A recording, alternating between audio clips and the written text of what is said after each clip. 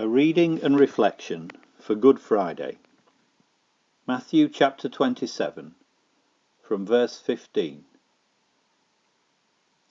Now it was the governor's custom at the feast to release a prisoner chosen by the crowd, and at that time they had a notorious prisoner called Barabbas. So when the crowd had gathered, Pilate asked them, "Which one do you want me to release to you, Barabbas or Jesus, who is called Christ?" For he knew it was out of envy that they had handed Jesus over to him. While Pilate was sitting on the judge's seat, his wife sent him this message: "Don't have anything to do with that innocent man, for I have suffered a great deal today in a dream because of him." But the chief priests and the elders persuaded the crowd to ask for Barabbas and to have Jesus executed. "Which of the two do you want me to release to you?"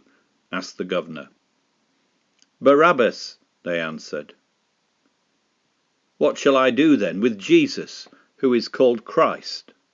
Pilate asked. They all answered, "Crucify him." "Why? What crime has he committed?" asked Pilate.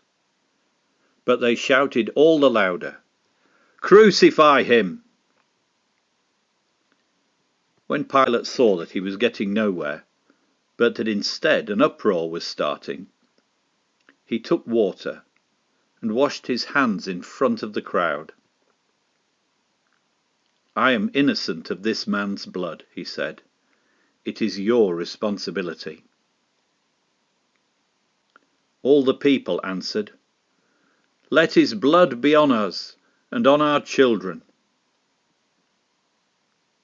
Then he released Barabbas to them, but he had Jesus flogged and handed him over to be crucified. "Have nothing to do with him," says Pilate's wife to the governor. "But he has to do something with him, with Jesus. It's his job, and there's mounting pressure from the priests and the crowd to do away with him." It seems that Pilate is unconvinced by the legal case against Jesus. But to go against the people at this point, well, that's too much to expect of him. So here comes the hand washing, a vain attempt to wash away his own responsibility for what is about to happen. "It's your responsibility," Pilate says to the crowd.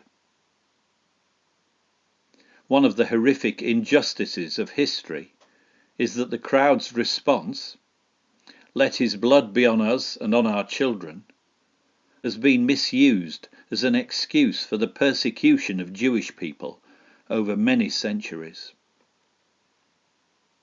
It is wrong to blame the descendants of that Jewish crowd for Jesus' death. We are all involved.